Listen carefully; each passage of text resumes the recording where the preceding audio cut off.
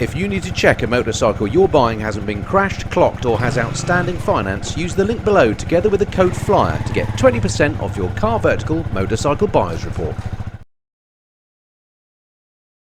Just had a heads up that there are about 5 sports bikes that have been generally misbehaving up here, and just going to try and pull them in here and have a quick chat with them, I think.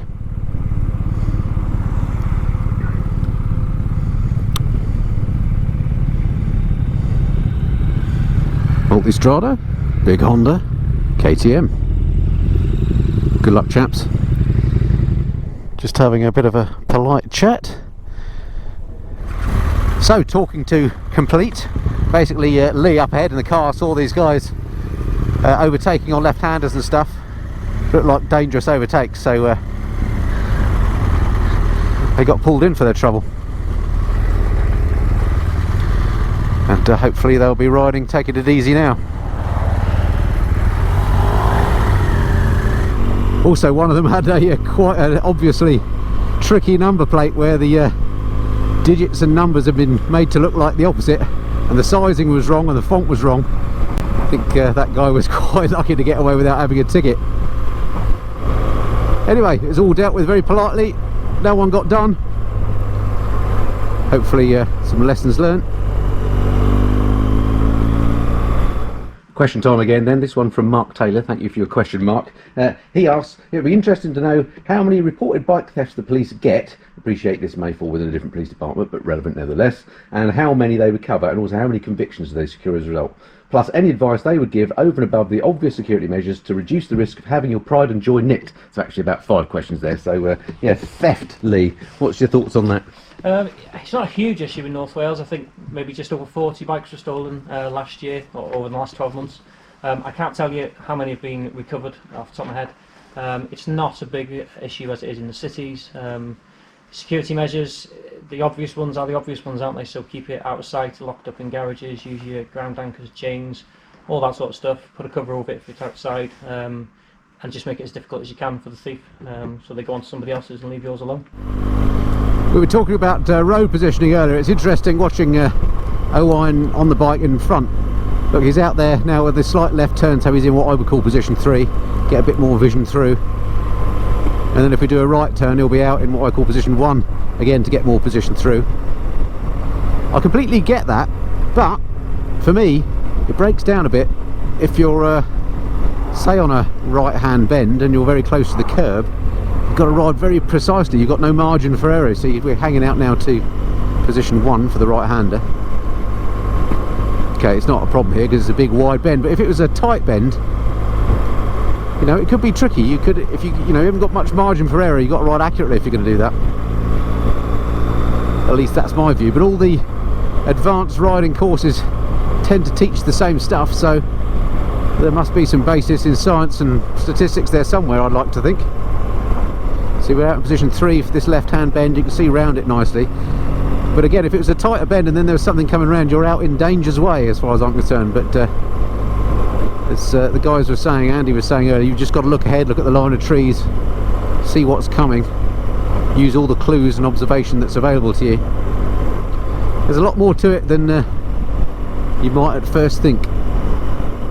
Okay, question time again. Nice one from Richard McCord here. Thank you, Richard. Are the police riders all die-hard bikers, or is it just another part of the career path they need to take? Over to you, Owain. Yeah, so certainly, as we mentioned before, I was riding a bike prior to joining the police even. Always had an interest in it. I think 50% of this department ride bikes, either for their own pleasure or sort of in work. In terms of, is it another career path that we have to take? No, it's not. It's something that we put ourselves forward for. Clearly it's from the roads policing unit that we do that, and it's something we've obviously got an interest in and want to be further trained in, and go and do that basically. Okay, so you rejoin us in the vicinity of Bala. Unfortunately my battery ran out on my camera just now, so I didn't get any shots of the last bit of the route, but lovely ride through. And as you can see, the weather's starting to brighten up, so hopefully if there's not too many ne'er-do-wells, crooks and villains out, we'll just have a nice ride. So stick around, stay tuned, let's enjoy the views.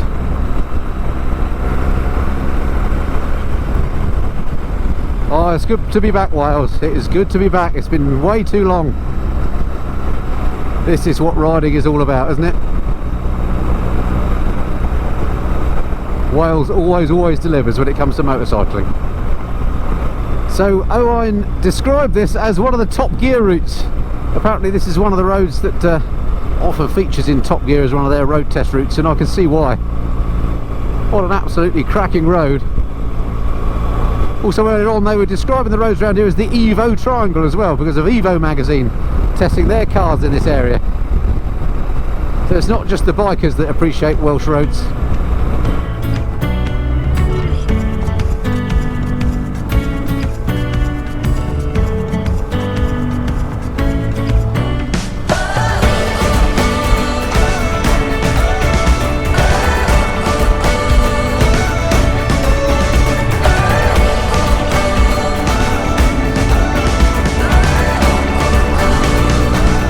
Just the grunt of the old Boxer engine.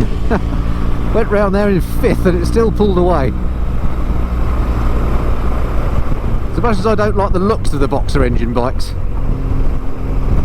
the engine itself, the way it delivers its power, even in this older 1200 form, it's just superb.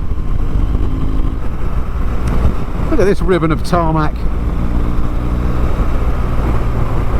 The B4391 apparently.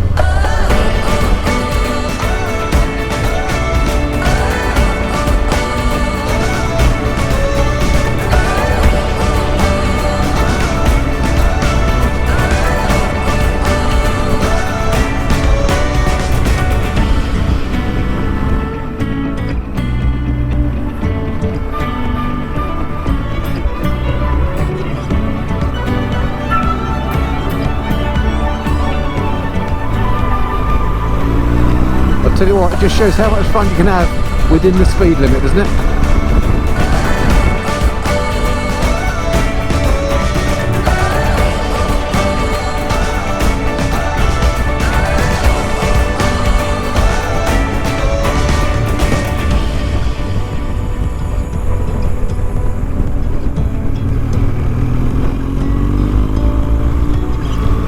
Check this view out, eh?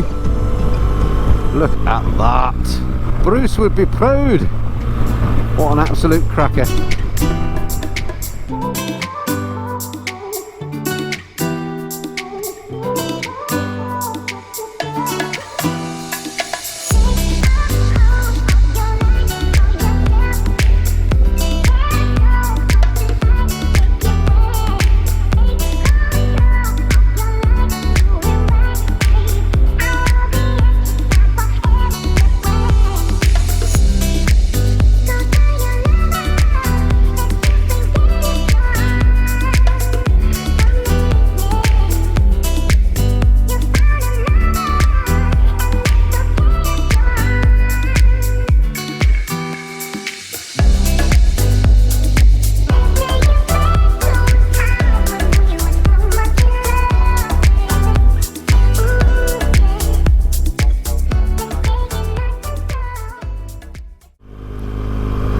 So we turned off for the record. We're on the B4410 heading towards Bethgelert, I think.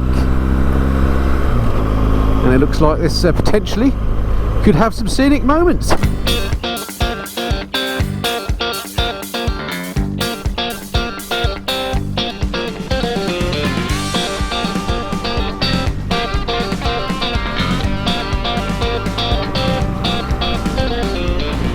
Okay, another question. This is from Dave Allenby. Like this, got a bit of line of duty about this one. So Dave says, I want to know about the conflict, potential conflict, between enforcing the spirit of the law against the letter of the law. There are many roads that are safe to travel. Actually, it's a long question, but what he's saying is how much latitude do the police have over the spirit of the law and the letter of the law? Over to you, Lee. Thanks for that. We have discretion, so we can use discretion when we think it's suitable. Some bikers they'll convince themselves that my exhaust is a bit loud, but my number plate's a bit small, but that's okay. And then when we stop them, they try and convince us that's the same. So sometimes, yeah, we have discretion. If it's a small thing, if the plate's slightly too small, we'll have a word, get it changed for us, have a bit of advice, and if they accept it, great, we'll move on. But if we start racking up 2 or 3 different things, then when do we say we need to take some action on this person, because if they're ignoring advice on 1, 2, 3, 4 offences, then are they going to go around the corner and ride ridiculously fast and cause a collision? So yeah, there's latitude from the exact legislation, and we can do how we feel, deal with it how we think is best on the day, but at the same time we have to take action on occasion. Okay. But we're certainly not this is what you do. We do have we'll all deal with things differently depending on how we feel. Let's hope he's in a good mood, because I've got a slightly small number plate and he's following me later. Anyway, one for you now then. Let's go Owen. So who's this one from, if I can find the question? Here we go, this is a good one. This is from Joe Hicks. I like this, I think I know the answer, so it's a pretty easy one for you. Do speed cameras work at night? Yeah, absolutely. We've got 2 forms basically, which is the Go Safe team that work here out of the vans that you've all seen on the side of the road, fully marked vans. They work at night, actively do so in this force area. And then the laser, which I'll show you after, that operates in sort of bad weather and night time. So yeah, beware if you're out at night. So no getting away from that one. Nice try though. Check this out.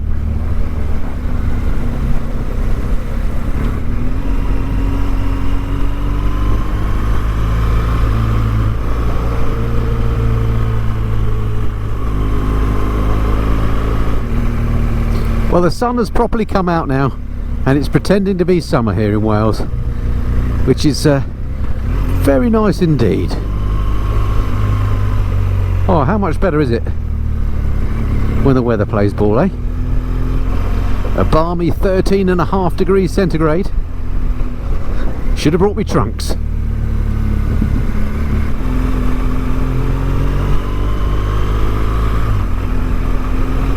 Okay, time for another question. This one's from Adam Crabb. Thank you, Adam. He says, what do police bikers think about open face helmets? Would they wear them when they're off the clock and riding for fun? Why or why not? Over to you, Owen. So open face helmets, in my opinion, possibly not the best thing to wear for protection. I completely get the look. I completely get if you ride a certain type of bike that it fits, if you like, then fine. But having been to scenes where motorcyclists have come off and potentially got facial injuries, I'd probably stick away from it. Don't give you the best protection possible. So you don't use them yourself? Don't use them myself, partly because my bike doesn't sort of fit the bill for an open face helmet, but no. So what do you ride personally? I ride an MT-07, a 2020 Nice, MT-07, and it's used as a bit of a commuter bike and a bit of a bike for weekend rides now. But say in 30 years' time, when you're 40, that didn't quite work. You do get a retro bike, a Royal Enfield Interceptor, say. Yeah. Would you be tempted to go with an open face then, or would you still say no? I've seen too many. And I guess I've sort of got some bias from doing this job in terms of what I previously mentioned in terms of injury and stuff. That puts me off having an open face helmet. I get they're legal, they're out there to be used if so required, but personally, no, not for me. There you go, pretty good answer there. I think thanks for that. Makes me think actually, because I have got some open face helmets. Maybe I'll ditch them. When the roads are like this and the terrain is like this, it takes obviously a long time to get anywhere, and that's where obviously bikes come into their own with the police. We were back at the station earlier, we were looking at the map that the North Wales Police covers, and there were 4 or 5 stations, or main sort of stations, dotted throughout the region. And the guys were saying there have been occasions when they've had to travel from one side of their region to the other, and even on the bikes it can take them an hour. So if there's been a road traffic accident, for example, it can take them some time to get there, even on motorcycles. So yeah, it's quite challenging.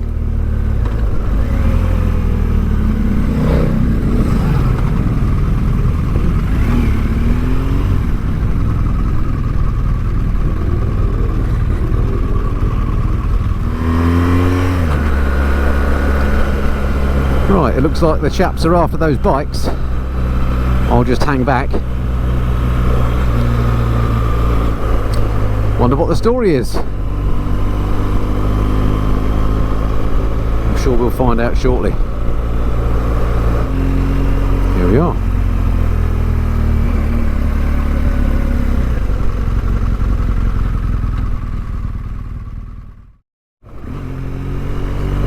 There they are. Happy chaps, they just had a quiet word. Basically, I think it was to do with the way that they came over the bridge.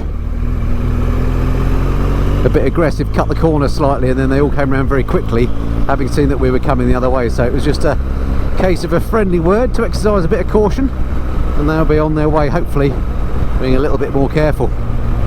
Apparently they're a group of riders up from London. Not that that's a bad thing, of course. A bit of positive engagement is what that's known as, I think. Right, where were we? Oh yes, enjoying the ride. I think I recognise this corner from a previous visit.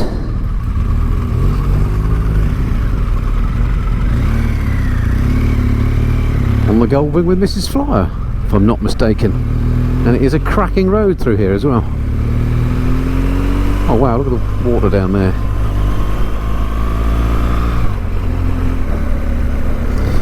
So this is Beth Gallet. Lovely little town, if I remember rightly. Last time I was here, it was a whole COVID lockdown ago. Looks like it's still a very popular spot though, on a Saturday afternoon. Great to see people out enjoying themselves.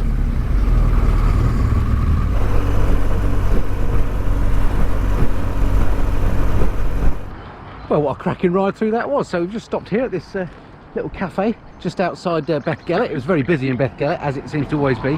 So time for another brew, I think, and see what we've learnt so far. It's been a cracking ride through it. It's so nice to be back on the bike again, I can't tell you.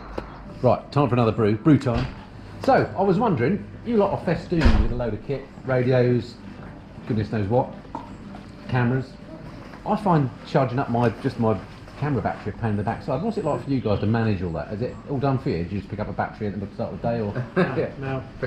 Well, our radios will dock at the end of each shift. Yeah. And they'll charge, and then they'll tend to last a shift, don't they? Unless it's particularly busy. Right. You have to change the battery once, and the body cams will last a few weeks. Really? Between charges generally, won't they? That's incredible. What sort of quality is it then off of those? Because presumably it's got to be pretty good. Yeah, HD quality. That's amazing. And they're running all the time. No, you switch them on and off. Oh, do you? That's why they last. Yeah, you had it on all the time, in the whole shift. Right. But basically, when you go to an instant or whatever, you'll put the camera on. That's amazing. Given I get about half an hour out of a battery out of this thing. Yeah, no, last couple of weeks. That's amazing. When you film something, you can just dock them, they'll charge and upload the footage and everything. Right. Oh, clever stuff. So it's not actually as much faff as I thought. All right, another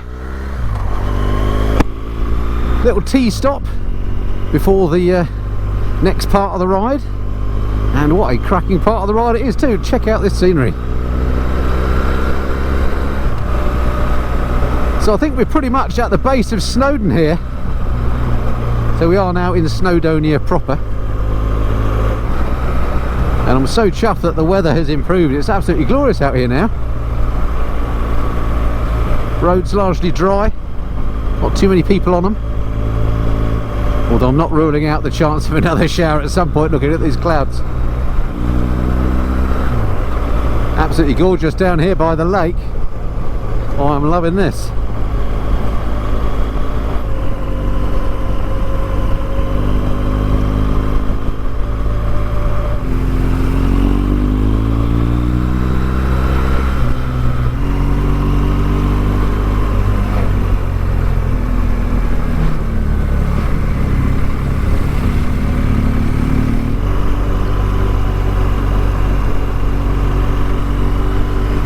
Just as we did some cracking scenery along the valley, unfortunately my SD card got full, which is always the way. Anyway, replaced it. Hopefully we're back on again now with this cracking North Wales scenery. There's another little stop up here where we might be able to get some snappage as well, I think. Well, the car parks are full today.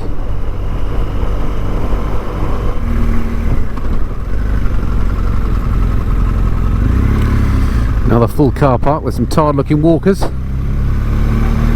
Walking heaven around here, I imagine.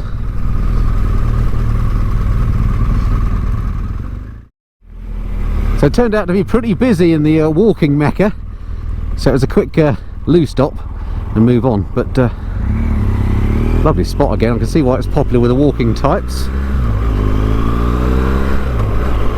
which I'm also one of occasionally. You know, check out this valley ahead. Wow.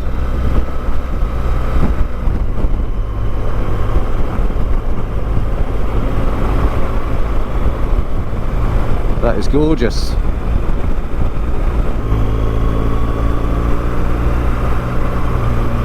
What a road again, eh? Fantastic.